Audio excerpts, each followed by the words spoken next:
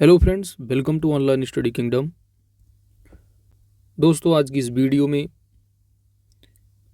जो महत्वपूर्ण टॉपिक है करंट अफेयर्स का, जो कि आने वाले एग्जाम में, कोई भी एग्जाम हो, आपसे एग्जाम में क्वेश्चंस देखने को मिलेंगे ही। आज की इस वीडियो में जो कवर करने वाले हैं वो है केंद्रीय बजट 2022-23 और आर्थिक समीक्षा, जो कि 31 जनवरी और 1 फरवरी को जो है आपने देखा होगा पब्लिश किया गया है। तो यह जो टॉपिक है या स्पीडी करंट अफेयर्स हम लोग यहाँ पर कवर करेंगे। और स्पीडी करंट अफेयर्स जो कि न्यू लेटेस्ट अपडेटेड है, 2 फरवरी 2022 तक अपडेटेड है, मार्च 2021 से लेकर के।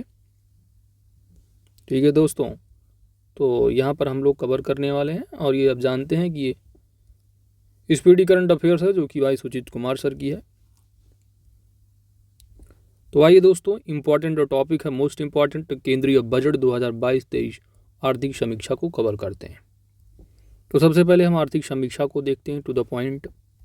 बाकी चैनल पर आपने देखा होगा, मैंने आर्थिक समीक्षा का स्पेशली PDF प्लस वीडियो आपको प्रोवाइड कर ही दिया होगा। अब यहाँ से कवर करवा देते हैं आर्थिक समीक्षा के साथ साथ बजट को भी। आर्थिक सर्वेक्षण 2021-22 को वित्त मंत्री निर्मला सीतारमण ने 31 जनवरी 2021 को संसद में पेश किया है। ठीक है, बजट से रिलेटेड या जो इकोनॉमिक सर्वे से संबंधित जो हिस्ट्री है, इसकी पहली बार कब जारी किया गया, कैसे क्या था, इसका अगर आप डिटेल में वीडियो देखना चाह रहे हैं तो आप सिंपली यूट्यूब के सर्च बॉक्स से जाइए या हमारे चैनल पर जाइए, वहाँ पर आपको वीडियो में जाइएगा या आप प्लेलिस्ट में जाएंगे तो आपको मिल जाएगा current affairs important topic 2022 series में। तो वहाँ हिस्टोरिकल बैकग्राउंड भी आपको बताया गया है अच्छे से, और साथ ही PDF भी आपको वहाँ पर मिल जाएगी, या टेलीग्राम चैनल पर जुड़े हैं आप तो वहाँ पर भी प्रोवाइड कर दी गई है। और इसकी भी PDF आपको वीडियो के डिस्क्रिप्शन में मिल जाएगी दोस्त। यहाँ पर आप आर्थिक समीक्षा और बजट को कवर कर लेंगे।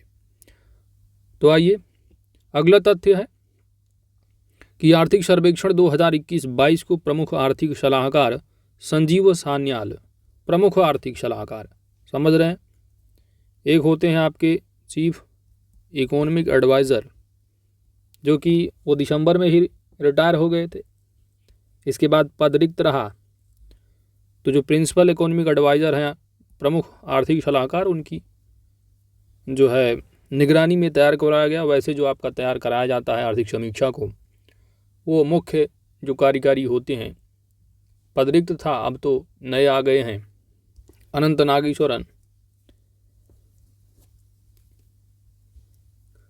तो याद रखिएगा, इस बार जो है वो CA के द्वारा नहीं, PEA के द्वारा किया गया है, प्रमुख आर्थिक सलाहकार के, ना कि मुख्य सलाहकार के द्वारा। मान लो एग्जाम में पूछा जाए, बाकी पूछा नहीं जाना है। वर्तमान में मुख्य आर्थिक सलाहकार अनंत नागेश्वरन द्वारा जारी किया गया है। आर्थिक समीक्षा 2021-22 का मूल विषय क्या है? याद रखना, आपसे एग्जाम में अक्सर पूछा जाता है, मूल विषय या थीम कुछ भी पूछ लिया जाएगा डाल करके।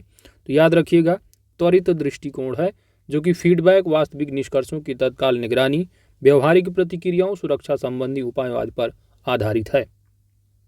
अब यहाँ पर आपने देख लिया थोड़ा बहुत, यदि वीडियो हमारा वाला देखे होंगे आप, तो वहाँ पर पूरा डिटेल में बताया गया आर्थिक समीक्षा क्या होती है, सबसे पहले जारी कब किया गया, कब क्या कैसे रहा, पूरा बैकग्राउंड आपको मिलेगा, जो कि अक्सर एग्जाम में पूछा भी जाता है। चलिए, जो परीक्षा उपयोगी तथ्य हैं यहाँ पर देखते हैं। तो वित्त वर्ष 2022-23 में भारतीय अर्थव्यवस्था की बढ़ने का जो अनुमान है, एग्जाम में अगर पूछा जाता है आर्थिक समीक्षा के हिसाब से कितना अनुमान है, तो 8 से 8.5% तक है। वित्त वर्ष 2020-21 में 7.3% गिरावट के बाद 21-22 में भारतीय अर्थव्यवस्था को 9.2% बढ़ने का अनुमान है। तो यहाँ पर जो आपको याद रखना है दोस्त, एक तो आपको 22-23 का जरूर याद रख लेना है। ठीक है, यही आपका फ्यूचर के लिए जो पूछा जाने वाला तथ्य यही है। बाकी आप जानते हैं, जो आर्थिक समीक्षा हो या बजट हो, 3 साल का ब्यौरा दिया होता है, आगे पीछे का। बजट में क्या होता है, 1 साल और आगे का दे देते हैं, और जो आर्थिक समीक्षा होता है उससे पिछले 2 साल का देते हैं, और करंट ईयर का देते हैं, फाइनेंशियल का। तो यहाँ पर जो याद रखना है वो 8 से 8.5% ही ज़्यादा याद रखना, यही पूछा जाने वाला है। कृषि और संबद्ध क्षेत्रों में 3.9% वृद्धि की संभावना है। एग्रीकल्चर सेक्टर में कितना %? 3.9% वृद्धि की संभावना है। उद्योग के क्षेत्र में कितना 11.9%, वहीं सर्विस सेक्टर में सेवा क्षेत्र में 8.2% वृद्धि की संभावना है। अप्रैल से नवंबर 2021 के दौरान पूंजी व्यय में सालाना आधार पर कितना % वृद्धि है? तो याद रखना 13.5% वृद्धि हुई है। किसमें? कैपिटल एक्सपेंडिचर में, पूंजी व्यय में। भारत अगले 3 साल तक दुनिया की सबसे तेजी से उभरती अर्थव्यवस्था बनी रहेगी। याद रखिएगा, इंपॉर्टेंट तथ्य है। कितना? आर्थिक समीक्षा के अनुसार भारत अगले 3 साल तक दुनिया की सबसे तेजी से उभरती अर्थव्यवस्था बनी रहेगी। अप्रैल से नवंबर 2021 के दौरान केंद्र सरकार की राजस्व प्राप्तियों में 67.2% की वृद्धि हुई है। कितना? 67.2% की राजस्व प्राप्तियों में। सालाना आधार पर अप्रैल नवंबर 2021 के दौरान सकल कर राजस्व में 50% से भी ज्यादा बढ़ोतरी दर्ज की गई है। 2021-22 की पहली छमाही में सकल पूंजी प्रवाह बढ़कर 65.6 बिलियन डॉलर हो गया है।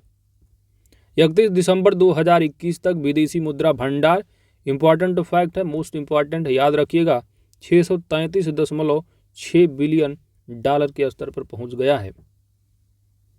2021-22 में जीडीपी की तुलना में सामाजिक सेवाओं पर व्यय बढ़कर 8.6% हुआ है, जो कि 2014-15 की तुलना में देखेंगे तो दैट टाइम 2014-15 में 6.2 था। अब 21-22 में कितना हुआ? बढ़कर 8.6। नवंबर 2021 के अंत तक चीन, जापान, स्विट्जरलैंड के बाद भारत चौथा सबसे ज्यादा विदेशी मुद्रा भंडार वाला देश है। वैसे जो वीडियो प्रोवाइड किया हूँ सभी नोट आपको मिल रहे होंगे, लेकिन आप यहाँ से आर्थिक समीक्षा भी कवर कर लिए, उसके बाद बजट तो कवर करना ही है। 31 दिसंबर 2021 तक बैंक ऋण में 9.2% की बढ़ोतरी हुई है। कितना? 9.2। 75 प्रारंभिक सार्वजनिक निगम IPO, इनिशियल पब्लिक ऑफर के माध्यम से 89,066 करोड़ रुपए जुटाए गए हैं, जो कि पिछले एक दशक किसी भी वर्ष से क्या है? ज्यादा है। यह एग्जाम में पूछा जाता है कि IPO के माध्यम से जो 75 IPO रहे उनके माध्यम से कितना पैसा जुटाया गया है आर्थिक समीक्षा की रिपोर्ट के हिसाब से, तो 89,066 करोड़ है। अगला तथ्य है कि 2021-22 में CPIC मुद्रास्फीति घटकर कितना रह गई है? याद रखिएगा 5.2% है। वहीं पर खाद्य मुद्रास्फीति औसतन 2.9% के निचले स्तर पर है। ESDG इंडिया सूचकांक और डैशबोर्ड पर भारत का ओवरऑल स्कोर बेहतर होकर 66 पर पहुंच गया है और 19-22 में यह 60 रहा, जबकि 18-19 में 57 था। यदि एग्जाम में पूछा जाता है आर्थिक समीक्षा 2021-22 के हिसाब से जो ESDG इंडिया सूचकांक है, इसमें ओवरऑल स्कोर भारत का कितना है? तो 66 है या बेहतर है पहले से। ठीक है। भारत विश्व में 10वां सबसे बड़ा वन क्षेत्र वाला देश है। याद रखिएगा, विश्व में 10वां सबसे बड़ा वन क्षेत्र वाला देश है। यदि आपने वीडियो हमारा देखा होगा आर्थिक समीक्षा वाला, तो इसके अंदर और भी डिटेल बताई गई होगी। अगला तथ्य है कि अगस्त 2021 में प्लास्टिक कचरा प्रबंधन नियम 2021 अधिसूचना जो अधिसूचित किए गए हैं, इसका उद्देश्य 2022 तक सिंगल यूज प्लास्टिक को समाप्त करना है। याद रखिएगा, यदि एग्जाम में पूछा जाता है कि सिंगल यूज प्लास्टिक को समाप्त करने का लक्ष्य सरकार का कब तक है? वर्ष 2022, इसी साल तक। अगला तथ्य है कि प्रधानमंत्री ने 2021 में ग्लासगो में आयोजित पक्षों के 26वें सम्मेलन यानी COP26 में उत्सर्जन में कमी लाने के लिए वर्ष 2030 तक प्राप्त किए जाने वाले महत्वाकांक्षी लक्ष्यों की घोषणा भी की है। कब तक? 2030 तक है। ये सभी तथ्य मिल गए होंगे आपको। अब स्पीड से भी कवर कर लो। देश के कुल मूल्य वर्धन में 18.8% की वृद्धि हुई है और इस तरह 2021 के मुकाबले 3.6 रहा है। 21-22 देखेंगे तो 3.9 वृद्धि की दर्ज की गई है। तो यहाँ पर जो आपको याद रखना वो आपको 18.8% याद रखना है। सरकार ने प्रधानमंत्री गरीब कल्याण योजना जैसी योजनाओं के माध्यम से खाद्य सुरक्षा नेटवर्क कवरेज का और अधिक विस्तार किया है। 2019-20 में समाप्त होने वाले पिछले 5 वर्षों में पशुधन क्षेत्र 8.15% की CAGR पर बढ़ रहा है। औद्योगिक उत्पादन सूचकांक बढ़कर कितना हो गया है? 17.4% हो गया है। याद रखिए कि एग्जाम में यदि पूछा जाता है कि औद्योगिक उत्पादन सूचकांक बढ़कर कितना हो गया है आर्थिक समीक्षा रिपोर्ट 2021-22 के अनुसार, कितना? 17.4%। अगला तथ्य है कि 2020-21 में रेलवे पूंजीगत व्यय बढ़कर 1,55,181 करोड़ रुपए हो गया है और 2021-22 में इसे बढ़ाकर कितना रुपए किया गया है? 2,15,058 करोड़ रुपए किया गया है, जो कि 2014 के स्तर की तुलना में 5 गुना ज़्यादा है। 2014 से तुलना की जा रही है।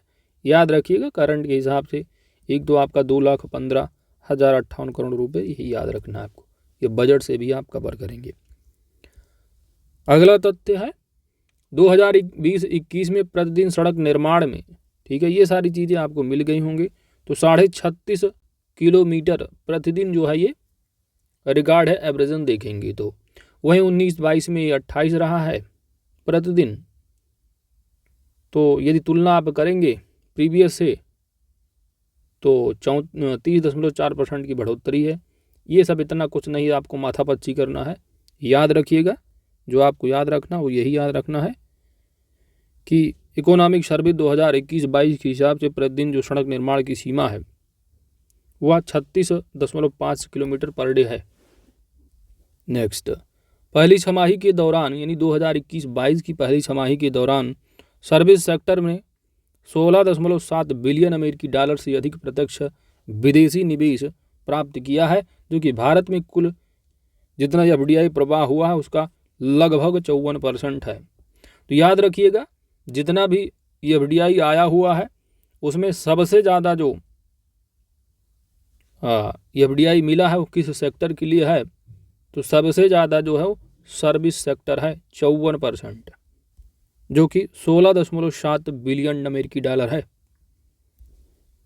भारत अमेरिका और चाइना के बाद विश्व में तीसरा सबसे बड़ा स्टार्टअप इकोसिस्टम बन गया है। 44 भारतीय स्टार्टअप ने 2021 में यूनिकॉर्न दर्जा हासिल किया है और इस यूनिकॉर्न स्टार्टअप की कुल संख्या 83 हो गई है। 16 जनवरी 2022 तक कोविड-19 टीके की 157.94 करोड़ खुराक दी जा चुकी है और इसमें 91.39 करोड़ पहली और दूसरी जो है 66.05 करोड़ दूसरी खुराक मिली है। अगला जो तथ्य है दोस्त, ये सभी के सभी मैंने इसको करवा दिया है वीडियो के माध्यम से, जिसमें आप बेहतरीन कह सकते हैं कि इकोनॉमिक सर्वे से रिलेटेड जो हिस्टोरिकल बैकग्राउंड रहा वो सभी आपको मिल गए होंगे। ठीक है, तो उससे तो अच्छा तथ्य आपको कहीं नहीं मिलने वाला है। साथ ही करंट की जो इकोनॉमिक सर्वे के पॉइंट रही ये सभी आपने वहाँ पर कवर किया होगा। चलिए, यहाँ पर जो इम्पोर्टेंट फैक्ट है इसको ज़रूर याद रखना है कि कुल प्रजनन दर 2019 से 21 में घटकर 2 हो गई है, जो कि 15-16 के मुकाबले देखेंगे 2015-16 में रही है 2.2, अब कितना है? घट गई है, 2 हो गई है। 5 साल से कम शिशुओं की मृत्यु दर में कमी हुई है। जुलाई 2021 से GST संग्रह 1 लाख करोड़ रुपए से ऊपर रहा है। ये भी इम्पोर्टेंट फैक्ट है, GST संग्रह आपसे एग्जाम में पूछा जाता है तो 1 लाख करोड़ रुपए से अधिक रहा है। अप्रैल से नवंबर 2021 के दौरान कारपोरेट कर संग्रह, तो कारपोरेट टैक्स जो रहा है इसका संग्रह देखेंगे तो इसमें 90% की वृद्धि देखी गई है। सार्वजनिक क्षेत्र के बैंकों का जो शुद्ध लाभ है 2021 के 14,688 करोड़ रुपए से बढ़कर अब कितना हो गया है? तो 31,144 करोड़ रुपए हो गया है। दिसंबर 2021 में उपभोक्ता मुद्रास्फीति कितनी थी? याद रखिएगा 5.6% थी। जल जीवन मिशन के तहत 83 जिले हर घर जल ज़िले बन गए हैं। ठीक है, तो यहाँ पर आपका ये पूरा का पूरा कंप्लीट हो जाता है। इसके बाद बजट को देखेंगे।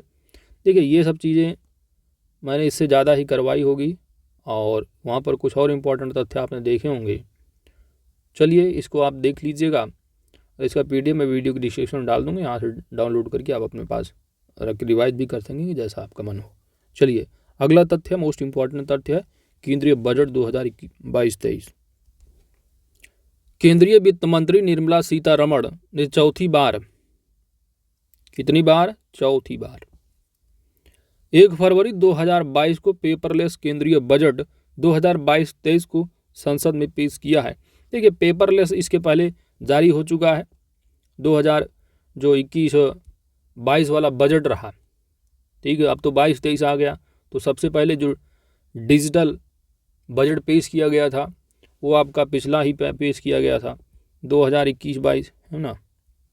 अब 2022-23 आया, दोबारा ये जो है पेश किया गया है डिजिटल फॉर्म में। सैमसंग टैबलेट लेके पढ़ा जा रहा था वित्त मंत्री के द्वारा। और ये भी आप पढ़े होंगे, अगर कवर किया होगा करंट अफेयर्स पुराने, तो मालूम होगा कि भारत में सबसे पहला कौन सा राज्य रहा है जो कि डिजिटल बजट पेश किया था, तो वो रहा उत्तर प्रदेश, है ना। चलिए अगला तथ्य देखते हैं। 2022-23 के लिए कुल बजट का जो आकार है वह कितना है? 39.45 लाख करोड़ है। तो यह लगभग दिया हुआ, अगर एग्जैक्ट अमाउंट आप देखेंगे तो कितना है? 39,44,909 करोड़ है। ठीक है, इतना अमाउंट। मान लो विकल्प दिख जाए, कहीं 44 लिखा है, कहीं 45 लिखा है, तो कंफ्यूज ना हो, ये मालूम होना चाहिए। इस बजट में अगले 25 साल के लिए 4 प्राथमिकताओं में विकास पर जोर दिया गया है। और आप जानते हैं ये अमृतकाल है, भारत की आज़ादी वाला, है ना। हाँ, यहाँ पर जो ये स्तंभ दे रखे ना, बजट में आपसे पूछा जाता है, जैसे पिछली बार 6 स्तंभ रहे हैं, तो इस बार जो है 4 स्तंभ दिए गए हैं। कौन कौन से हैं आप याद जरूर रखिएगा। एग्जाम में आपसे पूछा जाता है कि कितने स्तंभ रहे या निम्नलिखित में से कौन सा स्तंभ शामिल नहीं है, तो इन सबको ध्यान देना है। तो पहला दे रखा है PM गतिशक्ति। ठीक है, ये जो 4 स्तंभ हैं इन्हीं के अंदर में आप देखेंगे टू द पॉइंट बजट में दिए गए होंगे सारे तथ्यों को। तो पहला दिया है PM गतिशक्ति है, दूसरा है समावेशी विकास, इंक्लूसिव डेवलपमेंट की बात की जा रही है, उत्पादकता वृद्धि और निवेश, सनराइज अवसर, ऊर्जा संक्रमण और जलवायु कार्रवाई, निवेश को वित्तीय मदद। तो दोस्तों इन 4 स्तंभों को याद जरूर रखना। आगे बढ़ते हैं। अगला तथ्य है राजकोषीय प्रबंधन दे रखे हैं। तो बजट का जो अनुमान है, देखिए ये पिछला रहा है, आप जानते हैं बजट में क्या होता है कि जैसे अभी जो इस बार बजट जो है, बजट का मतलब क्या है? बजट है, इनका अनुमान लगाया जा रहा है बजट। ठीक है, मान लीजिए कि अब आप अपने हिसाब से देखेंगे कि हमारा खर्चा इस साल का लगभग कितना होगा। तो मान लीजिए लगभग आपने लगाया खर्चा 1,000 होगा। मान लीजिए 1,000, खर्चे तो बहुत हो जाए। ठीक है, मान लीजिए 1,000 खर्चे हैं, तो ये बजट हो गया आपका, बजट अनुमान हो गया। एक साल खर्चा लगभग 1,000 होगा। लेकिन एक साल जब कंप्लीट हो गया तो आपने देखा कि खर्चा जो रहा है वो हमारा 1,200 रुपया हो गया। तो इसको आप क्या कहोगे? 1,200 को संशोधित अनुमान। भाई अनुमान रहा, फिर अनुमान में क्या रहा? संशोधित हो गया भाई, कि 1,000 का अनुमान रहा है लेकिन बजट संशोधित कितना अनुमान हुआ? 1,200 हुआ। वही बताया जा रहा है कि पिछली बार बजट का जो 34-83 रहा है, लेकिन जब वास्तविक पता चला साल के अंत में तो 37 से 70 हुआ था। तो इस बार का जो बजट है कितना है दोस्तों? 39,44,909 है, ध्यान देना है। ठीक है, तो ये अनुमानित बजट है। साल जब अगला बजट आएगा तो 39-45 खर्चा लगाया गया, हाँ इतना होगा बजट पूरा, परिवेश खर्चा हो जाएगा। तो अगली साल जब बजट से पहले जब जारी होगा तो उसमें देखेंगे कि वो थोड़ा ज़्यादा ही रहेगा, 40 लगभग हो जाएगा, 45 या 38 समथिंग। ठीक है, तो बजट है, ज़्यादा ही खर्चा होता है। तो ये है यहाँ पर जो लिखा होता है बजट अनुमान, संशोधित अनुमान। ठीक है, अगला तथ्य है, इंपॉर्टेंट है कि 2022-23 में उधारी के अलावा कुल प्राप्तियां 22.84 लाख करोड़ है। प्रभावी पूंजीगत व्यय, देखिए आपसे जो पूछा जाने वाला है बजट अमाउंट पूछा जाएगा, तो याद रखना है 39,44,909 है करोड़, ठीक है। और राजस्व घाटा है, जो कि आपसे परसेंटेज ही पूछा जाता है, तो 3.8% है जीडीपी का। जो आपसे अक्सर एग्जाम में पूछा जाता तथ्य घाटे से संबंधित, वो पूछा जाता है फिस्कल डिफिसिट से, ठीक है। राजकोषीय जो घाटा होता है वो एग्जाम में आपसे पूछा जाता है। तो राजकोषीय जो घाटा है इस साल का कितना है, 6.4% है। इंपॉर्टेंट तथ्य है, मोस्ट इंपॉर्टेंट। राजकोषीय घाटा बजट कितना, 6.4% जीडीपी का। अमाउंट मत याद रखिए, परसेंट ही पूछा जाता है। वहीं पर प्राइमरी डिफिसिट है, इसको भी ध्यान दे लो, 2.8 है। राजस्व घाटा 3.8 है, लेकिन राजकोषीय घाटा तो बिल्कुल नहीं भूलना, 6.4। चलिए और आगे बढ़ते हैं, दैट इज परीक्षा उपयोगी तथ्यों को कवर करते हैं टू द पॉइंट में। वित्त वर्ष 2021-22 में भारत की आर्थिक विकास दर 9.27 रहने का अनुमान है। याद रखिएगा, बजट 2021-22 में, यानी जो बजट 2022-23 है, इसमें जो फाइनेंशियल है 21-22, ये आर्थिक विकास दर का जो अनुमान है कितना है, 9.27% है, याद रखना है। 22-23 में पूंजीगत व्यय के लिए परिव्यय 35.4% तेजी से बढ़कर 7.50 लाख करोड़ तक पहुंच गया है, जो कि मौजूदा वर्ष में 5.54 लाख करोड़ है। तो इतने इंपॉर्टेंट तथ्य नहीं है, लेकिन इसको जरूर याद रखना, 9.27% रहने का अनुमान है आर्थिक विकास दर का। वर्ष 2022-23 में परिव्यय सकल घरेलू उत्पाद का कितना है, 2.9% है। अगला तथ्य है कि आयकर जो स्लैब है, ठीक है, इसमें कोई भी परिवर्तन नहीं हुआ है, कोई भी परिवर्तन नहीं हुआ। केंद्र और राज्य सरकार के कर्मचारियों की कर कटौती की जो सीमा है वो 10% से बढ़ाकर कितनी कर दी गई है, 14% कर दी गई है, ध्यान देना है। तो इम्पॉर्टेंट फैक्ट है, याद जरूर रखना दोस्तों, ठीक है।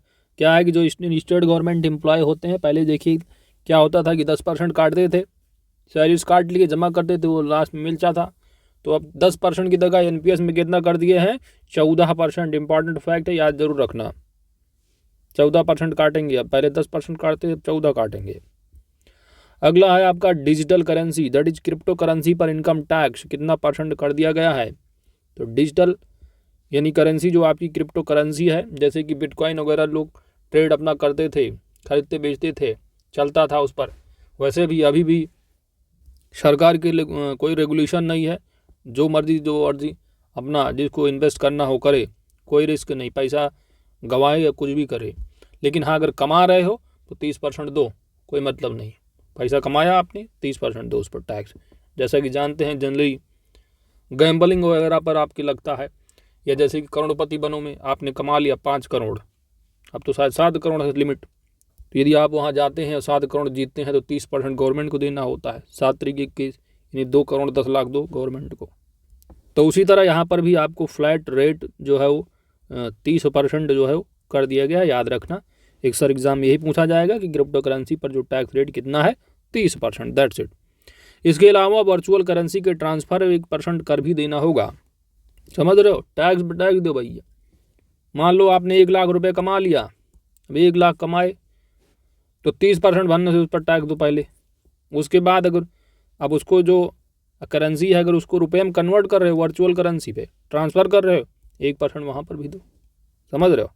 चलो, लॉन्ग टर्म कैपिटल गेन से होने वाली आय पर 15% टैक्स लगेगा, 15% टैक्स, ठीक है। तो याद रखो, आप ज़्यादा डिटेलिंग नहीं करना है। अगर जानते हो कैपिटल गेन क्या है कि इनकम टैक्स होता है, तो जो इनकम टैक्स डायरेक्ट टैक्स है, ठीक है। तो इनकम टैक्स में 5 हेड होते हैं। एक सैलरी का हेड होता है जिसमें कि सैलरी वगैरह जो भी मिलती है टैक्सेबल होती है ना, एम्प्लॉय हो गए, गवर्नमेंट एम्प्लॉय। इसके बाद आपका एक हेड होता है इनकम टैक्स में पीजीबीपी का, यानी बिजनेस से संबंधित होता है। और एक हेड आपका होता है हाउस प्रॉपर्टी से, है ना, आपने घर खरीदा बेचा, तो आप घर खरीदें बेचे तो घर खरीदना बेचना तो आपका कैपिटल गेन वहाँ पर जाएगा। हाउस प्रॉपर्टी हेड के अंदर के तहत जो रेंटल इनकम होती है हाउस की, है ना, मकान किराए पर रखते हैं लोग, तो वहाँ से जो इनकम आती है वहाँ पर जो टैक्स देना होता है वो इनकम फ्रॉम हाउस प्रॉपर्टी में होता है। एक हेड होता है आपका कैपिटल गेन का और एक होता है इनकम फ्रॉम अदर सोर्स। तो इनकम फ्रॉम अदर सोर्स जैसे डिजिटल करेंसी वाला है, यहाँ आपने टैक्स जो 30% जा रहा है ये इनकम फ्रॉम अदर सोर्स से जाता है। तो ये जो इनकम हुई है आपकी इनकम फ्रॉम अदर सोर्स में जाएगी, ये सब टैक्सेबल हो जाती है। ठीक है, तो ज़्यादा डिटेलिंग नहीं, बस आप ऊपर ऊपर समझो, क्योंकि आपको वहाँ पर छोटा सा पूछा जाएगा कि लॉन्ग टर्म कैपिटल गेन पर कितना परसेंट इनकम टैक्स लगता है, 15%, दैट्स इट। कारपोरेट सरचार्ज को 12% से घटाकर 7% कर दिया गया है। कितना? 7%। तो ध्यान देना है, एग्जाम में पूछा जा सकता है कि जो कारपोरेट सरचार्ज है उसका इस समय कितना है रेट, तो 7% है, पहले 12% लगता था। कारपोरेट मतलब जो कंपनियां वगैरह हैं, कंपनियां भी कई तरह की होती हैं, वह कंपनी वही जो कि रजिस्टर्ड है अंडर द कंपनीज एक्ट 2013 के तहत जो कंपनी रजिस्टर्ड होती हैं। ठीक है, इसके पहले 1956 हुआ था, अब रिप्लेस हो गया, 2013 आया कंपनीज एक्ट। तो कंपनी पे जनरली जो आपका टैक्स रेट है, कंपनियां भी कई तरह की होती हैं, 1% कंपनी है, फर्म है, लिमिटेड लाइबिलिटीज़ कंपनी फर्म है ना, कोऑपरेटिव सोसाइटी, ये सब क्या है आपकी फर्म वगैरह में आ जाती है। तो यहाँ पर सिंपली आप समझो कि 25% टैक्स तो लगता ही है कंपनी पर, लेकिन इसके साथ ही यदि कोई कंपनी इनकम, किसी कंपनी की इनकम यदि 1 करोड़ जैसे एक्सीड करेगी, 1 करोड़ जैसे क्रॉस करती है, तो 25% तो टैक्स देना ही देना है। साथ ही साथ आपको जैसे ही 1 करोड़ से मान लिए 1 करोड़ 50 लाख यानी 1.5, तो 50 लाख जो एक्सीड अमाउंट हुआ ना, उस पर आपको 7% और टैक्स दो। समझ रहे हो? That is surcharge. मोटी मोटा समझो, आगे बढ़ते हैं। तो याद रखना 7% ही है, अब 12% पहले लगता था। गैर सूचीबद्ध शेयरों पर सरचार्ज 28.5% से घटा करके 23% कर दिया गया है। तो याद रखिए, जो गैर सूचीबद्ध यानी जो अनलिस्टेड शेयर्स होते हैं, भाई जो लिस्टेड शेयर होते हैं, जो सूचीबद्ध शेयर हैं उनको आप जाइए पब्लिकली शेयर आप उसको आप ट्रेड कर सकते हैं। तो जो गैर लिस्टेड है यानी गैर सूचीबद्ध है उनको क्या है, आप पब्लिकली उसको खरीद बेच नहीं सकते हैं। ठीक है, कोई भी जब मर्जी तब खरीदे बेचे, कुछ नहीं है। आपको सिंपली समझना है कि जैसे गवर्नमेंट बॉन्ड वगैरह होता है ना, तो ये सब क्या है, पब्लिकली है नहीं। गवर्नमेंट जब बॉन्ड निकालती तभी होता है ना। ये कारपोरेट बॉन्ड होगी, ये सब बॉन्ड क्या आएंगे आपके अनलिस्टेड होंगे। तो इन पर अब याद रखना, मोटी मोटा बस आपको यही याद रखना है, टैक्स ज़्यादा डिटेल नहीं करना। भाई कितना हो गया गैर सूचीबद्ध शेयरों पर, एग्जाम में प्रश्न आता है कि जो अनलिस्टेड शेयर्स हैं उन पर सरचार्ज कितना लगेगा अब, तो 23%, दैट्स इट, इतना। सरकार की प्राप्तियों में विभिन्न मदों की हिस्सेदारी, अब ये इंपॉर्टेंट फैक्ट एग्जाम में पूछा जाता है ना, कि सबसे ज़्यादा पैसा गवर्नमेंट के पास कहाँ आने का अनुमान है, सबसे ज़्यादा पैसा कहाँ को जाना है, कहाँ से आना है, कहाँ को जाना है। तो यहाँ पर प्राप्तियों की बात की जा रही है ना। यहाँ पर जानते हैं कि बजट में जो इनकम होता नहीं, प्राप्तियाँ होती हैं और आपके जो खर्चे होते हैं। तो याद रखिए, एग्जाम के पॉइंट ऑफ व्यू से इतना याद रखना है कि प्राप्तियों में सबसे ज़्यादा जो अनुमान लगाया जा रहा है उधार एवं अन्य देवताओं से है।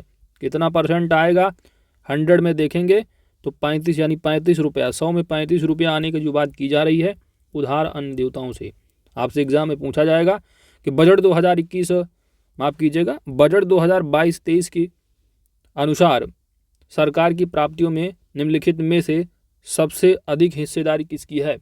तो 4 ऑप्शन दे देंगे, उधार एवं अन्य देताएं, जीएसटी हो गया, उसके बाद एक ऑप्शन और देंगे आपसे, दे देंगे कि इनकम टैक्स हो गया, या कारपोरेट टैक्स डाल देंगे, है ना। तो आपको चारों में से चुनना होगा, तो आप क्या चुनोगे, उधार एवं अन्य देवताएं से, इस तरह पूछे जाते हैं। तो 100 में 35 रुपये यहीं से आने की बात की जा रही है। दूसरे नंबर पर जीएसटी है, 16 रुपया यहाँ से आएगा, और उसके बाद निगम कर से आने की बात की जा रही है ना। तो जैसे कि आपका 1 रुपया है ये 100 रुपये वाला, अब इसमें सबसे ज़्यादा कहाँ आएगा पैसा, किससे, सबसे ज़्यादा हो गया आपका उधार अन्य देवताएं से, कितना, 35% की बात की जा रही। जीएसटी से देखोगे तो 16% की बात की जा रही है। इसके बाद निगम कर है तुम्हारा 15% है, आयकर से 15% है। तो इनकम टैक्स और कॉरपोरेट दोनों के दोनों आप देख रहे हैं 15% है। केंद्रीय उत्पाद शुल्क 7%। गैर राजस्व की बात की जा रही, कस्टम से 5 है, गैर में देखेंगे 2 है। इसके बाद बस आपको यहाँ पर जो याद रखना है दोस्तों कि सबसे ज़्यादा जो प्राप्तियाँ हैं उधार अन्न देवताएं, उसके बाद जीएसटी, फिर कॉरपोरेट टैक्स और इनकम टैक्स है। अब बात आ रही है सरकार खर्चे। सबसे ज़्यादा पैसा सरकार का किस में खर्च होगा? बताया जा रहा है कि ब्याज भुगतान में, यानी जो सरकार ऋण ली है उस पर जो ब्याज भुगतान करेगी सबसे ज़्यादा पैसा इसी में जाएगा सरकार का, 20%। इसके बाद करों एवं शुल्कों में राज्य का हिस्सा, यानी जो टैक्स रेवेन्यू जो इकट्ठा होती है सरकार के पास, केंद्र सरकार के पास, फिर राज्यों में इसको वितरण किया जाता है।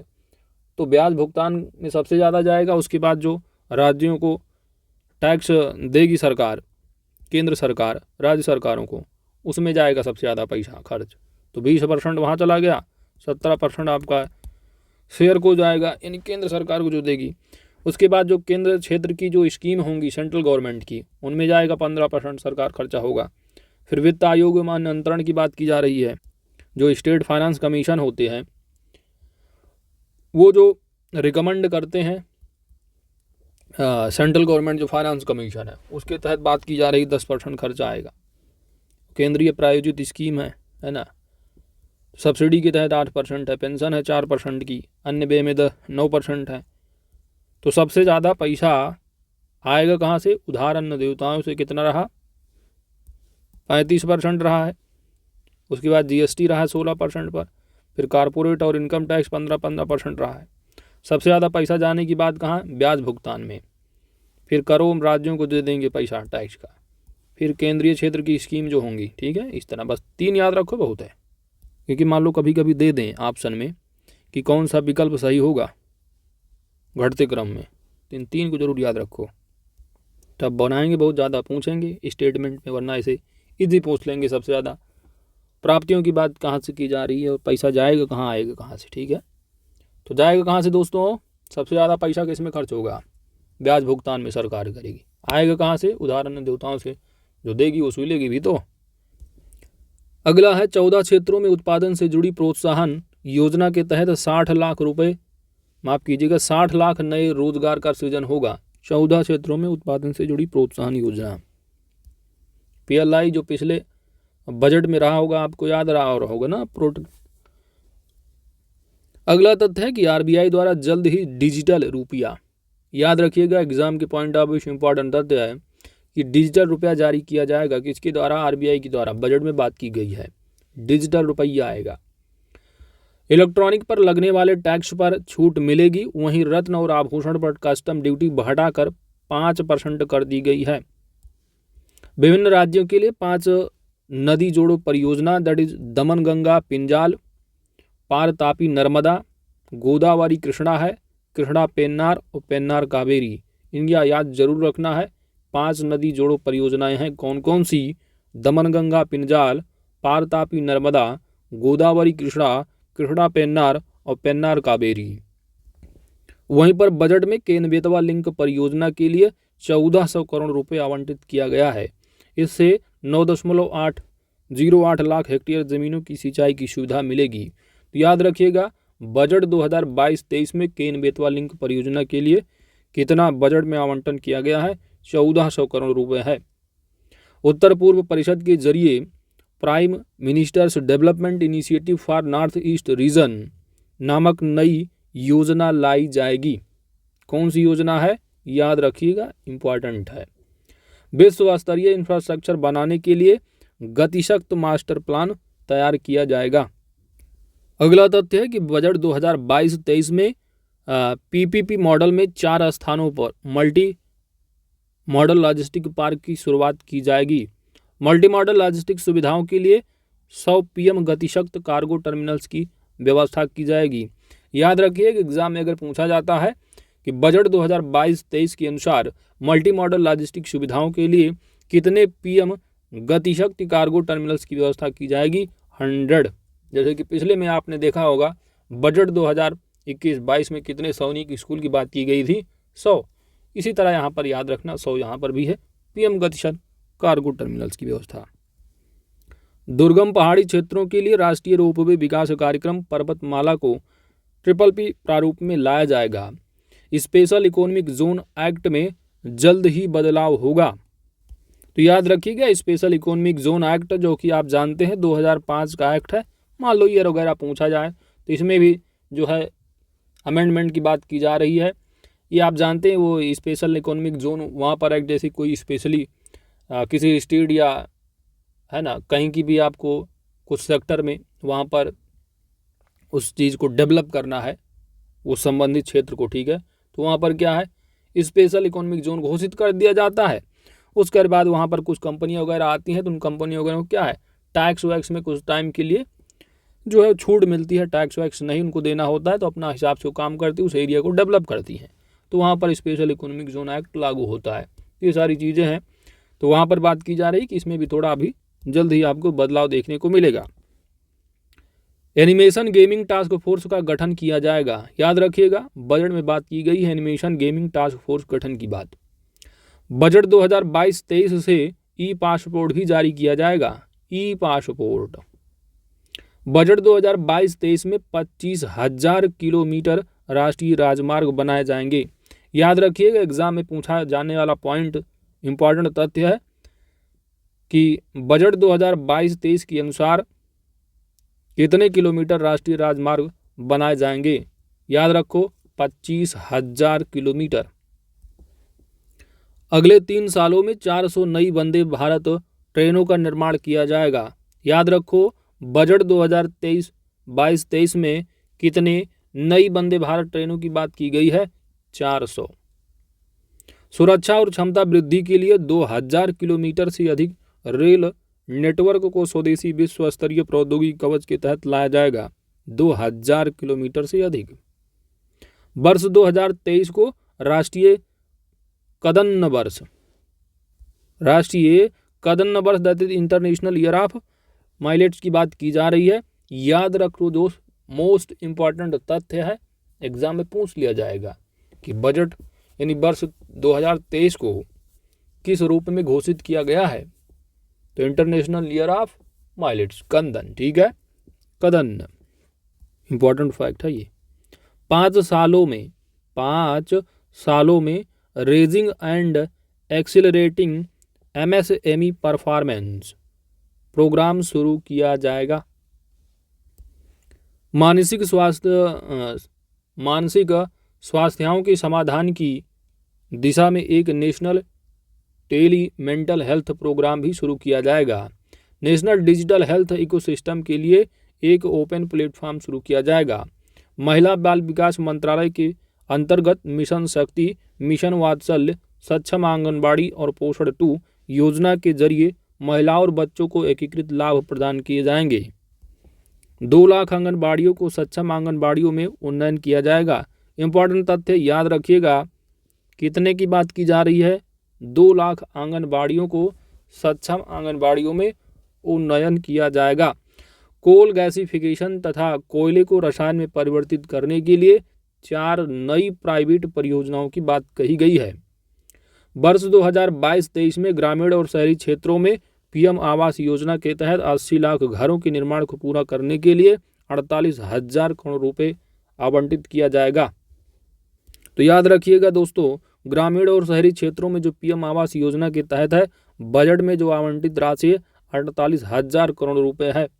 कितने लाख घरों के निर्माण की बात की जा रही है? 80 लाख। अर्थव्यवस्था में समग्र निवेश को प्रेरित करने के लिए राज्यों को 1 लाख करोड़ आवंटित किया गया है और ये 50 वर्षीय ब्याज मुक्त ऋण राज्यों को दी जाने वाली सामान्य उधारी से अधिक है। वर्ष 2030 तक, कब तक? 2030 तक स्थापित सौर विद्युत का 280 गीगावाट लक्ष्य हासिल करने के लिए सौर मॉड्यूल के निर्माण के लिए 19,500 करोड़ अतिरिक्त आवंटन किया गया है। तो याद रखना है कि 280 जो गीगावाट लक्ष्य हासिल करना है सौर विद्युत के क्षेत्र में, यह कब तक है? वर्ष 2030 तक है और इसके लिए बजट में जो आवंटित राशि है वह 19,500 करोड़ रुपए है। रक्षा क्षेत्र में आत्मनिर्भरता को बढ़ावा देने के लिए पूंजीगत खरीद बजट का 68% घरेलू उद्योग के लिए निर्धारित किया गया है, जो कि 2021 में 58% के मुकाबले अधिक है। 3.8 करोड़ घरों में नल से जल योजना के लिए 60,000 करोड़ आवंटित किया गया है। मोस्ट इंपॉर्टेंट फैक्ट है, याद जरूर रखना, बजट में जो नल से जल योजना के तहत आवंटित राशि कितनी है, 60,000 करोड़ है। कितने घरों की बात की जा रही है, 3.8 करोड़ है,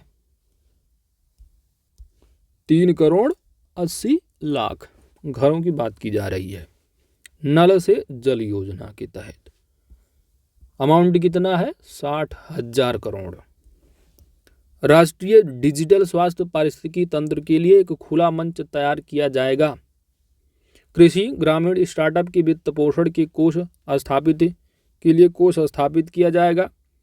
पीएम ई विद्या 1 क्लास 1 टीवी चैनल, पीएम ई विद्या के 1 क्लास 1 टीवी चैनल कार्यक्रम का विस्तार 200 टीवी चैनलों तक किया जाएगा। 2022-23 में विज्ञान और गणित में 750 वर्चुअल लैब और सिमुलेटर लर्निंग एनवायरनमेंट के लिए 75 स्किलिंग ई लैब की स्थापना की जाएगी। इंपॉर्टेंट तथ्य है। एक डिजिटल विश्वविद्यालय की स्थापना की बात भी कही गई है। बजट 2022-23 में एक डिजिटल विश्वविद्यालय। वर्ष 2022-23 के बीच नेशनल हाईवे की लंबाई को 25,000 किलोमीटर तक बढ़ाया जाएगा।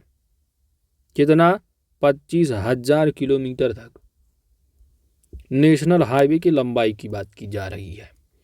गेहूं और धान की खरीद के लिए 1.63 करोड़ किसानों को 2.37 लाख करोड़ रुपए का एमएसपी मूल्य का सीधा भुगतान किया जाएगा।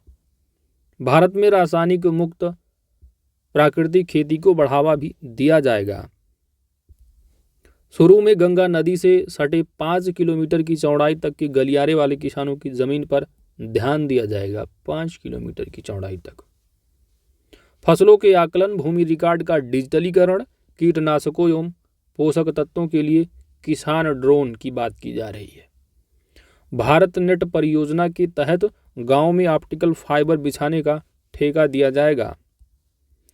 ग्रामीण और दूर दराज के क्षेत्रों में ब्रॉडबैंड सेवा की पहुंच के लिए यूनिवर्सल सर्विस ऑब्लिगेशन फंड का 5% आवंटित किया जाएगा। अगला तथ्य है, इंपॉर्टेंट फैक्ट है, याद जरूर रखना है, 22-23 में 60 किलोमीटर लंबी 8 रोपवे परियोजनाओं के लिए संविदा प्रदान की जाएगी। उद्यम, ई श्रम, एनसीएस और असीम पोर्टलों को आपस में जोड़ा भी जाएगा।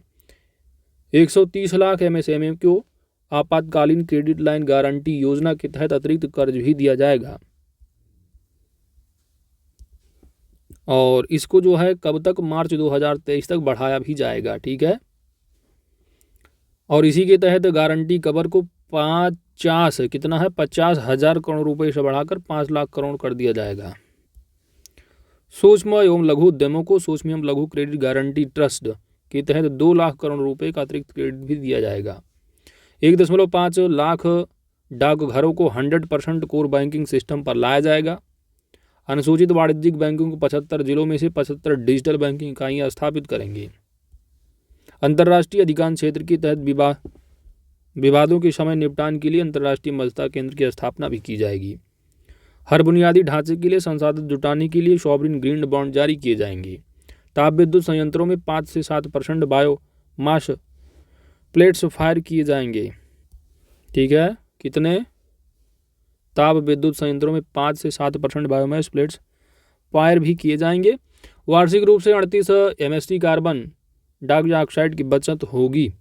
सनराइज क्षेत्रों के लिए ब्रीडिंग निधियों को बढ़ावा दिया जाएगा।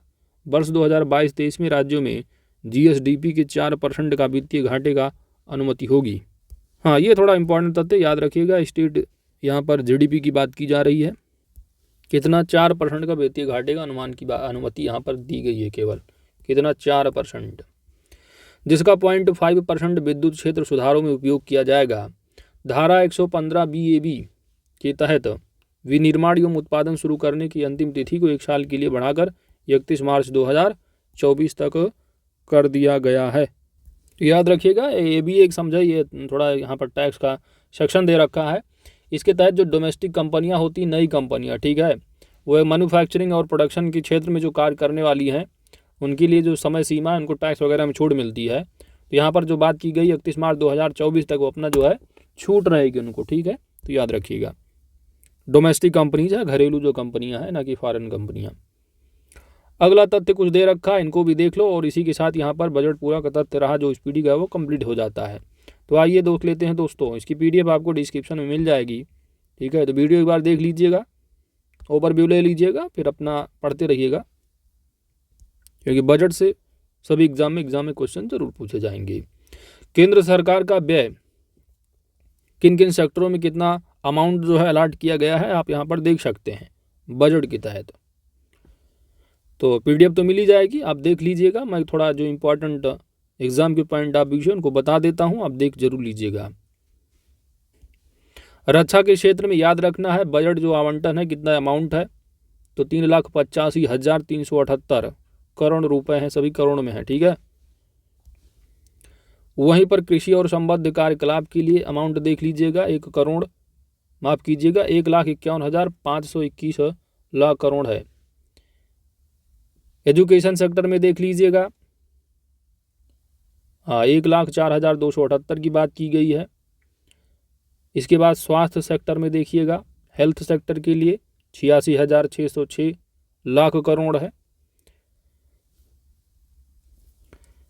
इसके बाद ब्याज का दे रखा है, योजना एवं सांख्यिकी है खासकर, और जो आपको याद रखना है दोस्तों, एक तो शहरी विकास का देख लेना, ग्रामीण विकास के लिए अमाउंट कितना दिया गया है ना, साइंटिस्ट वैज्ञानिक विभाग का कितना है, ठीक है। आप यहाँ पर ये सब जरूर देख लेना, बाकी इसकी PDF आपको मिली जाएगी। बाकी बजट को मैं स्पेशली करंट नोट दूंगा, जो कि चाहे वो PCS के लिए भी इम्पोर्टेंट रहेगा, सभी एग्जाम के लिए। तो ये इम्पोर्टेंट तथ्य रहे आर्थिक समीक्षा और बजट संबंधित। PDF देख लीजिएगा, वीडियो डिस्क्रिप्शन में मिल जाएगा, कमेंट बॉक्स में जाइएगा। और दोस्तों वीडियो अगर अच्छी लगी है तो लाइक भी कर लीजिएगा, क्योंकि आपकी सब्सक्रिप्शन ही हमारी ताकत है। सब्सक्राइब भी कर लीजिएगा और चैनल को शेयर करते रहिएगा, वीडियो को शेयर करते रहिएगा। मिलते हैं अगले वीडियो में। Thanks for watching.